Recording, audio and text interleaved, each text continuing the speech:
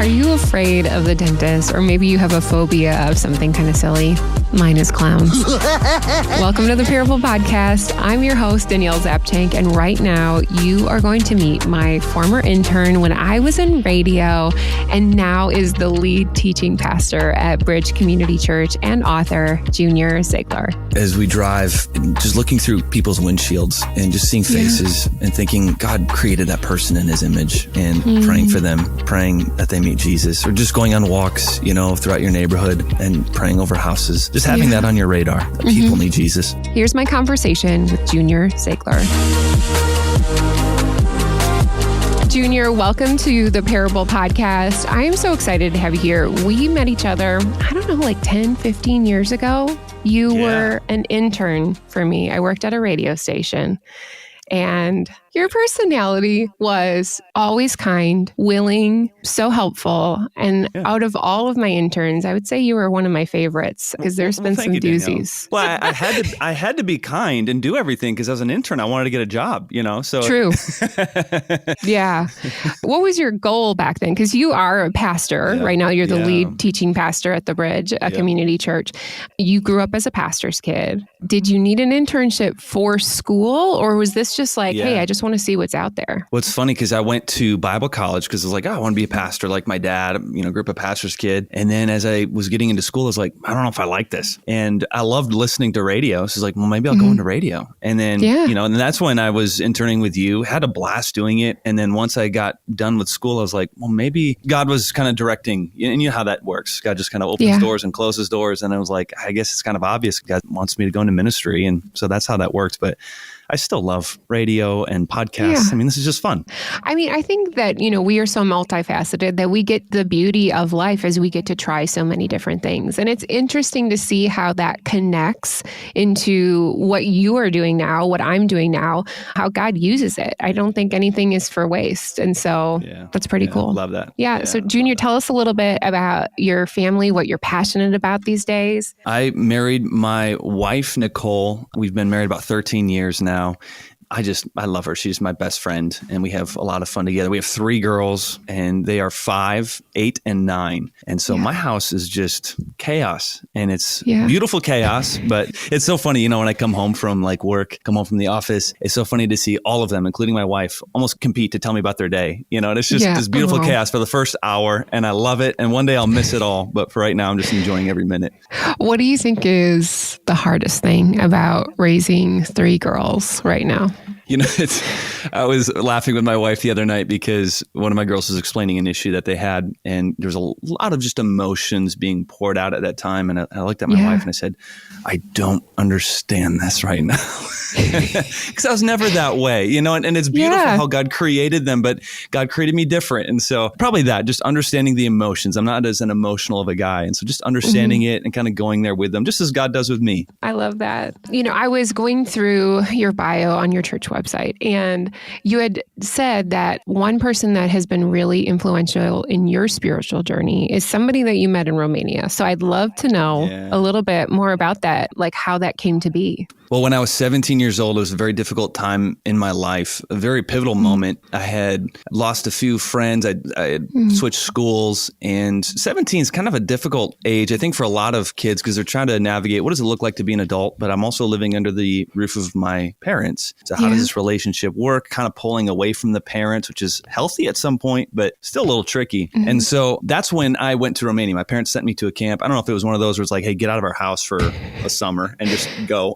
It was perfect for me because I went to this camp in Romania and I met this guy named Theo, who I'm still very good friends with to this day. And he's about 10 years older than me. He took me under his wing and was that extra voice in my ear. I had my parents telling me one thing and my friends kind of telling me another. And there's this mentor that kind of came in and came alongside my parents, a guy that I could really look up to.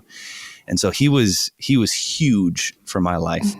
So when you meet somebody, is there something that you just engage with, or did he have to pry that out of you, or was it just an instant connection? Yeah, it was one of those where it was an instant connection in that when I saw him, so I grew up in more of a conservative upbringing in the sense of, I'm not talking politics, but just Christianity in general, as far as, boys wear short hair and, dress up for church and all of that. And I meet this guy named Theo, who's 5 years older than me. He's got long hair and he rides a motorcycle. It just breaks the mold of everything that I kind of saw growing up, but yet he was still very godly. And so that just intrigued me. So there's an instant connection there where he had a look that was very different, but this personality and this love for God that my parents were raising me to have. And so that's kind of where the instant connection happened for me. So would you say that growing up in a home, was your dad a pastor when you were a little kid? Yep. Yeah. Yep.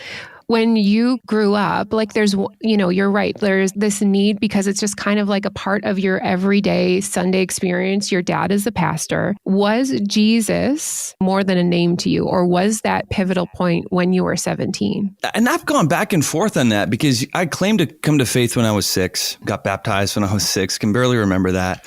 But I think at 17 is really when I decided to make my faith my own. For the longest bit growing up, it was almost like I was God's grandkid. My parents had this relationship with God, and I knew about God, and I love God, and I loved what my parents told me about him. But that relationship wasn't necessarily mine until I was 17. Yeah. At the same time, God doesn't have any grandkids, right? He only has kids. Yeah. And so I needed that. How has that kind of shaped how you and Nicole raise your girls? We try to plug our girls into community as much as possible. That's one of the things I love about our church is that we have so many beautiful young adults that love our kids.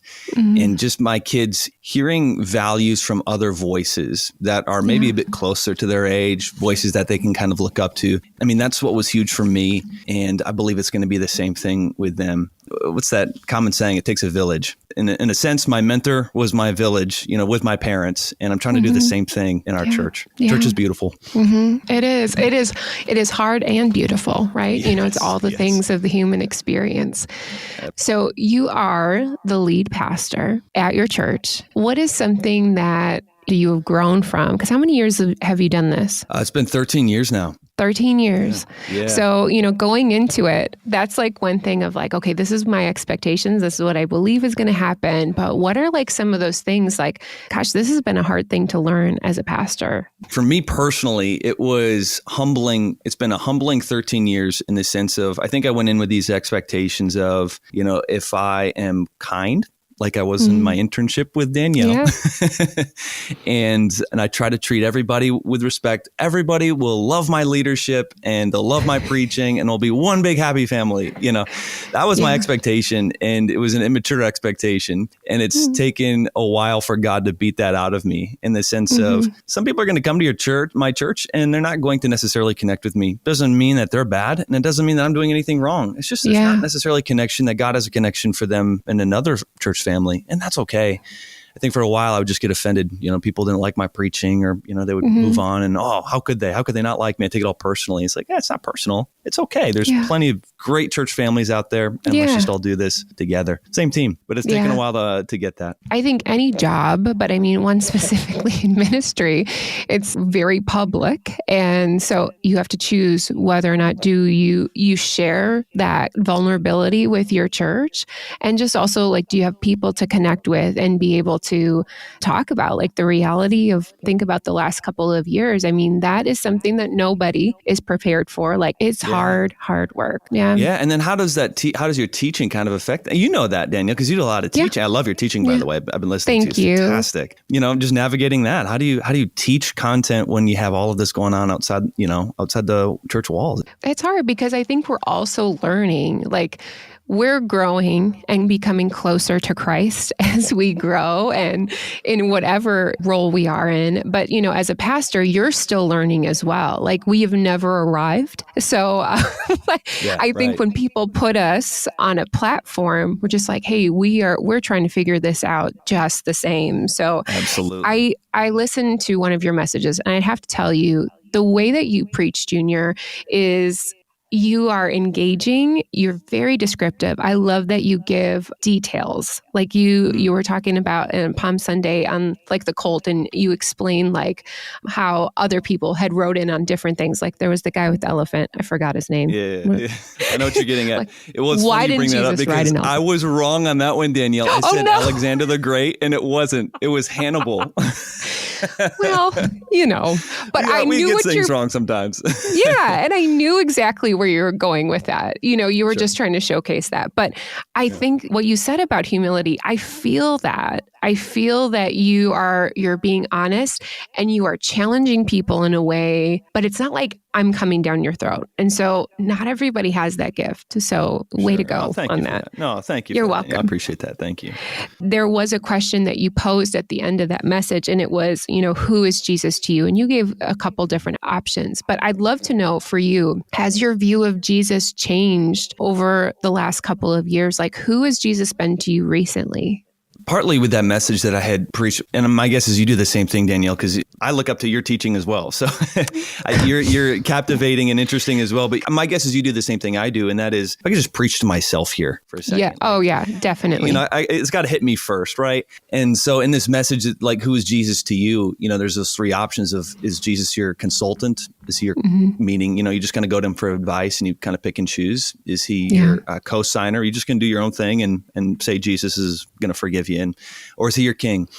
And for me personally, it's not just recently. I think it's my whole life. I struggle with Jesus being my consultant because I like doing my own thing, and I can be extremely stubborn and headstrong sometimes and think that I know what's best. And I just try to get a little bit of, if I can just sprinkle Jesus in there, then maybe I'm doing it right. And the reality is like recently I'm just finding out that no, God calls you to brokenness. You need to live every day just completely broken, completely dependent on Jesus Christ as King. Otherwise, I'm just going to screw it all up because I'm so good at screwing things up. Well, Junior, like I said, you bring in the relatability. And so for me, when I think of parables, when I think of stories, that is what connects me with other people. It helps me see Jesus in ways that I never understood or even realized. And so I'd love for you today to share a parable of your own life with us. Yeah. Well, my parable, Danielle, is this actually took place when you and I were working together. Oh, okay. I don't know. You probably don't remember this because I hit it so well. And that's kind of part of the parable, but it will be interesting to see if you remember anything about this at all. Okay. So I have a phobia. It's called dentophobia. Can you guess what phobia that is? Dentists. Yes. Yeah, you got it. Good. So growing up, I had a pretty bad dentist. In fact, he's in prison right now because he would operate intoxicated. So I just had some really bad experience growing up, where the dentist wouldn't use Novocaine and all of that. So anytime I go to the dentist, it's like a dog going into the vet, just trying to, shaking violently and trying to get out of there. But it was around the time that I was working for you, Danielle, where I noticed I drank some cold water and I noticed that the tooth in the back of my mouth, it really hurt, kind of like that stinging pain, which, is a cavity, right? And I knew it was a cavity when I drank the water.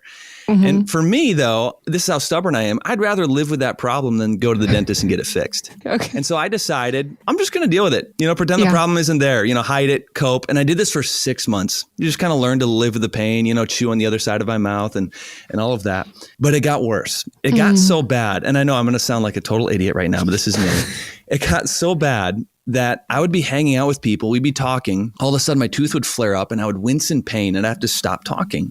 It got to the point where I would carry ice around everywhere I went because I learned that if I put an ice cube on my tooth, it would, be the worst pain for like 5 seconds. But then that ice would numb the pain. And then I'd be okay for a couple minutes. Like, this is how bad here I am carrying a bag of ice around with me to meetings everywhere I go. In the middle of the night, I would wake up with tooth pain and I'd have a bucket of ice next to my bed and I would take some ice out. I put it on my tooth, cry for a second and then try to fall back asleep. Wow. It got to the point where I had lost so much sleep because of this problem. I was constantly tired, annoyed by the pain, irritable. It affected me so much. And so I finally decided I just got to bite the bullet. I got to get this taken care of. Going to the dentist. I'm sitting in the chair. My dentist is drilling on the tooth. When all of a sudden he steps back and he goes, whoa, which is never a good sign if you have the dentist. And the dentist, wheels back and goes, whoa. Apparently what happened was just my tooth was filling with blood and I don't want to get too gross, but it definitely surprised. It was like a little balloon pop, in my mouth. So he packs my mouth with medicine and tells me, you need to go get a root canal, Junior. I can't do this. Go to this place, this address, get a root canal. And as I'm walking out, look like a chipmunk with my mouth. He goes, Junior, if you would have gotten this taken care of in the first place, right when it happened, it would not have been this big of a deal. And I really wanted to hit my dentist at that point, but I knew he was right. He was totally right. If I would have just taken care of the problem instead of living with it for so long, it wouldn't have been such a big deal. And I think a lot of people have stories just like that. And it's not tooth pain. Maybe it's an addiction. Maybe it's a marriage issue or a deep pain or a problem. But instead of dragging it to the light and maybe getting counseling or confessing that issue or getting help, we just try to cope with it. We try to hide the shame or hide the pain, almost like putting ice on a tooth. If I can just kind of numb it, maybe even self-medicate it, numb the pain, then I can just continue on with this day. How many of us go throughout life and from the outside, everything seems good. Everything seems healthy. Outside things are great, but on the inside, something is festering and something is killing us. And when the pain arises from the issue and it flares up, when it eats away at us, when we feel the guilt or the shame, maybe we're sitting in church and the preacher touches on that part of our life. We try to mask it, numb it, almost like ice on a tooth. Am I the only one who's done that, Danielle? Absolutely not. No, I've been there. Maybe not necessarily with a tooth, but like you're definitely tapping into an area I think that we all struggle with, because we don't want to surrender. We don't. No. The problem is it wasn't always like that. Like when the pain or that issue first came into our life, maybe it's an addiction or a habit or a secret relationship or some sort of shame. At first, we hated it and we battled it. We tried to make war on it and we tried to get rid of it. And our conscience was sensitive to it. But over time, we can just feel defeated by it. We just couldn't win. And so we spend our energy not making war on it, but hiding it, maybe justifying it to ourselves, or maybe even found ourselves saying things like, well, that's just me. That's just who I am. That's just my struggle. I'm not hurting anyone else. And over time, this issue, this problem just kind of became like a guest in our home or a skeleton in our closet. And we become accustomed to living with this issue. I think the real tragedy in all this is the more we put off dealing with those issues in our lives, those pain or those addictions or those habits, the more we put off dealing with those, the more we become hollow shells of the people God created us to be. Because if I go back to like my tooth, I'm losing sleep. I'm not myself because my tooth pain, it's just a little tooth, right? Yeah. But I think so many of us, we do the same thing. We're just hollow shells of who God created us to be. We're on edge and, we're exhausted because we spend so much focus trying to hide something that God's saying, hey, let's talk about this. Let's bring this up. I love you. And I love you enough to say, let's just talk about what's really hurting you. I think what you brought up earlier with your daughters of how you want to build community around them to have those safe spaces. Because I'd wonder, like, had anyone noticed about your tooth? Like, hey, why are you carrying ice around? That is one thing I feel like when we are struggling or trying to hide something, when we are truly authentic with people, the people that are honest in our life that help us point back to truth, be like, you know what? I think you need to get that checked. And was that like that for you? Did you have people be like, hey, you need that? Yes. Yeah. Well, it actually, the day before I went to the dentist, I was sitting in a meeting and I was with somebody at our church had looked at me and they said, Junior, you look exhausted. I don't know what's going on with you. You look tired. You seem irritable. You need to figure out what's going on, man. Like, can we help you first off? You said it very lovingly, but just an encouragement of like, let's figure this out because this is not you, and that's really what changed it for me. We need people in our, like, as you were saying, we need people in our lives that do that. We need that voice because we'll tell ourselves something different all day long. Totally. Do you feel like, even though that was the tooth situation, do you feel like you can look at different parts of your life where there has been something bigger than a tooth, a situation where you're like, wow, like I have tried to do this on my own over and over, even though you are a pastor, Junior, you should have it all together, right? Yep. It was, for me, the first thing that comes to my mind is the early stages of marriage. I don't know if you remember those days, Danielle, with you and Eric. I do. With my wife, Nicole, I mean, she's the best, but no matter like who you marry, who the couple is, it's two sinners coming together. Yeah. And for me, I was more the sinner. And so I'm trying to navigate, this marriage and what does this look like? And there's just little things going on in the marriage that I needed to confess and I needed to do better on, but I would just try to hide it, because I was a pastor pastor and I was newly married, and it's supposed to be a honeymoon stage, right? And I'm supposed to, know everything because I'm a pastor. So I got to just kind of keep this hidden. But it wasn't until I went into a small group and I just had some guys and said, all right, guys, I'm struggling with this. And then the guys were able to say, well, here's your problem, man. It sounds like this is happening. I needed that because I was telling myself a whole different story. Why do you think that is, that people just kind of hide things? Is it because obviously we are human, we're sinful, but like, what do you think is the biggest factor of like wanting to either choose to do it on our own, or we want to continue to like dampen things down so maybe don't want to feel the full weight of it? What do you think? Well, for me personally, it was just headstrong and stubborn. I want to be able to fix things on my own. Though when I meet with people, I think one of the biggest things is they don't want to disappoint God. Yeah. That's what I get this feeling of. Because I think sometimes we view God the way we view our earthly father. Whether earthly father is great or not, sometimes we can kind of, view God in that sense where God's going to be disappointed, or God's going to, yell at me or punish me. And so I got to figure this out, That's what I've seen with a lot of people. I just don't want to disappoint God. But, little do they know, or not little do they know, but they're overlooking the fact that, man, God is so in love with them and is pointing at this issue and is pricking their conscience because God loves you enough to want to deal with the issue that's really hurting you. I just saw this one lady does like all these different pictures of Jesus and somebody else. And she had done one of Jesus and Barabbas. And basically, the thought behind it is, how did you not choose Barabbas? But like, we are Barabbas. Jesus died for us.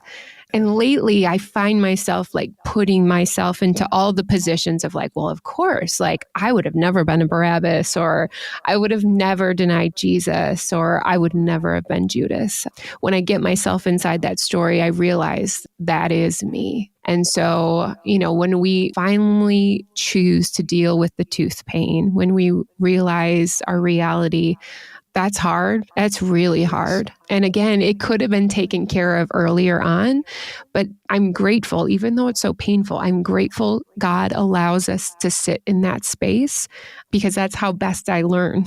Absolutely. I mean, it's humbling, right? What you were saying earlier too about just having community around, it reminds me of what Jesus' little brother James said. We confess our sins and the issues that we're facing to each other that we may be healed. That's where we find healing is getting community around us. God built us for community to live vulnerable and not to keep things hidden and act like, we have it all together and put on this mask when we walk into church or walk into group or wherever it is that the beauty of community is just this colliding of very vulnerable people, open about who we are, and then helping each other in those moments. But it is humbling to get there. And sometimes it starts with just one person taking the mask off and saying, all right, guys, I feel like we've been faking it for a while. Here's me.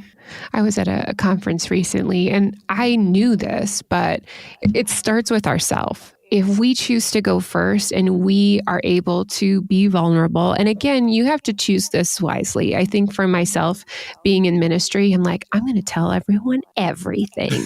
But then the reality is like, it does. But I just assume that they're going to do that back. And that's not the case, Like if I've showcased all of myself, like, why aren't you? And it's mostly topics of the weather and something about their week. And for me, I want to get there deeper. So, you have to choose the right people to do that with. Sometimes even having like nice boundaries as well, as far as gender, because there's just some things that, maybe ladies should share among ladies that guys don't need to be in on, and vice versa. There is an element of that too. Junior, what is one of the ways or a couple of the practices that maybe has grown over the course of your life of how you connect, you learn, you grow to connect with Jesus? It would honestly be, as I'm looking in the last couple of years for me personally, I've tried many different things as far as growing my relationship with Jesus. And I love the amount of resources out there, books and podcasts, and all of those are very, very helpful. And sometimes God will use like hey, this season you're going to be really book heavy, and this season you're going to be really podcast heavy, and this season you're going to be very group heavy, all of that. This might sound a little odd, but for me personally, I've found a lot of value recently in my time with God to have just some silence. My life is just I think it's everybody's life right now, but it's just so chaotic, right? Our phones are going off all the time and beeping, and TV's on and screens, and we're just bombarded with all of these distractions, and silence can almost be like foreign to us and awkward. Yeah. And so having that time with God where I can just sit before God and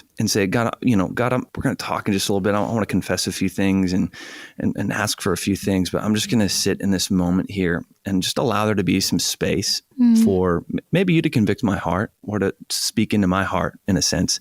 And that has been huge for me. I actually got it from when I took my daughter to Chick-fil-A a little while ago, and it was like a little daddy-daughter date, and she talked the whole time. It was great. I love it. And she's a talker, and she talked the whole way there, and then, we talked the whole time during ordering, and then we sit down with her food, and she talks the whole time, and we get to the end of the meal, and she stops. She goes, "Okay, Daddy, your turn. I'm done. My turn to talk now." And I thought I should do that with God sometimes. It's just as like I'm always, I'm in prayer, I'm always talking to God, but there needs to be that time where I say, "You know what, God, I'm just going to sit quiet before you," because it's in that silence, it's in that stillness that we can hear and feel God's conviction often. And that's been huge for me. Yeah. I would say that is one of the similar things, that silence initially, I would say, oh, no, that sounds horrible. I went to this one silence retreat. I was fortunate enough to go to it. But initially, I was like, this is going to suck. Like, this is going to...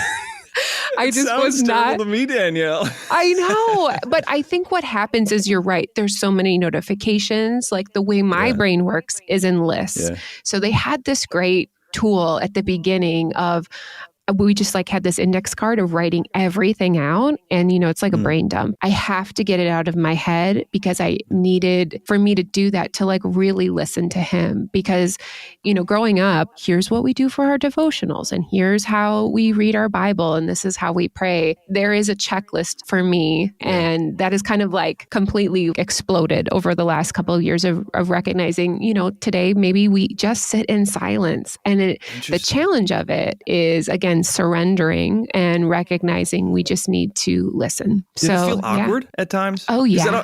From the start of mine, it always feels awkward. It does. Because again, it's just releasing everything that's in my brain, that practice of writing everything down just right away. But it takes me a while to get there. And I can't ever say every day I'm doing perfect on it, because all of a sudden my grocery list pops up, or I got to do that. It's hard. And so maybe that is a small portion of the day, and you continue to grow. And again, it's just the same thing with the tooth. Even though you let it go, if you choose to invest in whatever practice, you're going to get better, just like a muscle gets stronger. So yeah, that's a good way to put it, because it feels awkward at first. And I've told people to do this before, and they're always I tried it and it was just weird. It's keep pressing in. We have this thing coming up at our church where we it's 24 hours of prayer, really. Cool. But I think when people hear that, they're like, do I have to be praying for 24 hours? No. It's just a time. And, there's different ways that people pray and stuff like that. So I think just opening up people's minds of God, he's so generous. He's so gracious in all the ways. We're so different in our personalities. There is opportunities and ways that change through the course of our life. Because I think sometimes I know you're still a young dad. You are. But, as a young mom, for somebody to say well, I woke up at 4 a.m. and I got a candle and I lit it and I prayed to Jesus before anyone was awake. That is not me. Nice? And it sounds amazing, but it felt so I wasn't good enough. Well, I was never going to get there as a Christian. Yeah. So I'm just let me tell you all my mom stories. But I think that's that is the barrier. You're right. We want to do well for God. We want to love him well. And sometimes we just don't know how. So again, going back to community, asking people hey, how do you do this? Yeah. So, yep. Yeah. And just wrestling with them through it. Junior, what would you say has been your biggest your biggest thing that you want desperately for the church at large, not just for the Bridge, but for people to know right now? Yeah. Lost people are all around us and are dying, and they are going to hell. And it hurts my heart. And I want it to hurt my heart even more as time goes on. And yet how often am I, and are we, as I'm saying this corporately, everybody, are we distracted by so many lesser things? How often do I get caught in these little arguments that at the end of the day don't matter because my neighbor is lost and doesn't know Jesus Christ, and they're hopeless. And they're hopeless without Jesus. So my heart is really, as a church, globally, that we care more and more each day, as Jesus did, of the lost people who desperately need Jesus. That should be our driving force behind everything we do. I love what we do as a church. We have food pantries, and we bought last week we bought a single mom a car because her car blew up. All these great things that are so good, and the church should be doing these things. But at the end of the day, we can do them, and people can still die and not know Jesus. And I want my neighbors and I want our communities to know Jesus. That is our biggest issue in our world. That's so good. It's heavy for anyone who loves anyone. It just means so much. Like, you just care so deeply. And that's hard. Hey, we did one thing as a church. We encouraged our church to, as they drive, because I can be an annoyed driver sometimes, sorry. But as we drive, just looking through people's windshields and just seeing faces and thinking God created that person in his image, and praying for them. Praying, that they meet Jesus, or just going on walks, throughout your neighborhood and praying over houses, just having that on your radar, that people need Jesus. Junior, you wrote a book, okay? Yeah. That is a huge feat. I am so impressed. Is that something that you're like, just came out of the blue, that been on your heart for a while? Tell us a little bit about what that was like for you. Well, Danielle, it was a midlife crisis, if I was going to be completely honest with you. I don't like reading. I'm not a huge reader, though I've learned to love it over time, but I don't love reading. And so even like in college and before that, I always thought like, man, to write a book has to be the worst. And then I got to this point where I was like, all right, I'm like 35 now. I want to do some harder things than I've done so far. Yeah. And so I just decided I'll write a book. And so I took a bunch of sermons. Honestly, I kind of cheated. I took a bunch of sermons, like, let's compile this, rewrite it, repackage it, put it into book form. But it was a lot of fun just to do. What was maybe your like biggest lesson, thing that you like were not expecting that came out of that? I'm really bad at grammar. Yeah. I always did so well in English class growing up, and then write this book, and then I had people like edit it, and they're like, "Junior, you're terrible at grammar."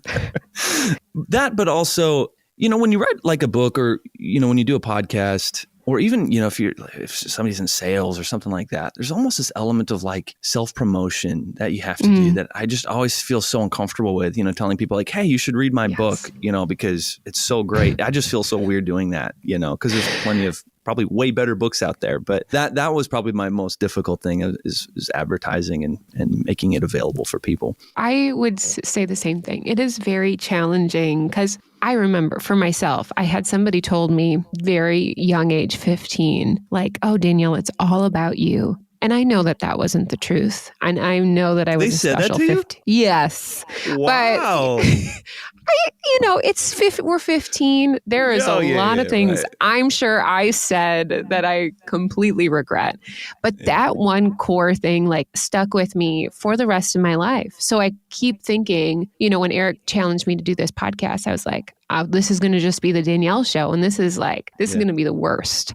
So I would say the same thing, but truly my heart, and I'm sure the same for you, like you wanted to share like Jesus with people to help them better understand like their faith. Yeah. And the same with me, like I want people's stories shared so they know that they matter. So. Oh yeah. Well, I'll say this too, it's a shameless plug because you're not going to say this about yourself, Danielle, but with the Parable Podcast, something you do brilliantly is you make the guest the hero. So this isn't like a Danielle Zapchenk podcast. It is a podcast where you're able to put, elevate other people and put them on a platform. And that's like, you're doing well when you can do that. I love that. Thank you. Gosh, I appreciate it. I'm going to put that in a capsule and remind myself. And it goes back to the tooth thing, right?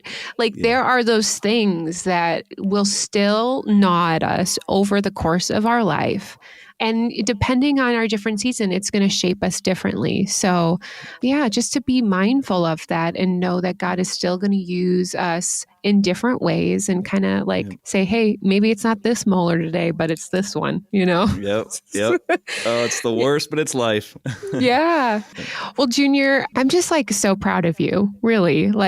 to know where, you were as an intern with a tooth problem and to now see you like truly preaching and loving people well, it's awesome to see that. If people wanted to get connected to you, how can they do that? Yeah, the best way to do that is really, I would say through our church website is the best way. It's thebridge.church is our website. And we have a bunch of stuff on there, like the podcast you mentioned or the book and all of that. But it's probably the best place to find it all. Awesome. Well, don't miss his messages. It's great. I love them. Yeah. All right. Well, Junior, thank you so much for being a part of the Parable Podcast. Yeah, thank you. This is fun. I'm telling you right now, Junior has a true gift in relational teaching of God's word that is relatable and it champions you towards Jesus. To connect with Junior, to hear his messages, or to check out his book, The Vitals, simply visit DanielleZapchenk.com for details. And here are 2 questions so you can reflect on our time with Junior. Number 1, what is the tooth you don't want to address this week, or maybe you haven't been addressing? What is one way that you can kind of look inward and deal with that painful tooth? Number 2 is think about some of the practices that you do on the daily as you spend time with God. And I would encourage you, maybe you need to schedule some time for silence. Maybe that is putting on your phone for do not disturb, writing that into your calendar, just opening up your heart and mind. And maybe that is only for a few minutes. It is something that can grow over time as we continue to surrender and open our hearts to Jesus. Well, thank you so much for hanging out with me today. One easy way that you can support the Parable Podcast is simply by sharing it with a friend, sharing this episode. If you could pass that along today, that really helps people find out about these amazing parable stories. And thank you to my technical producer of a husband for his top-notch editing skills.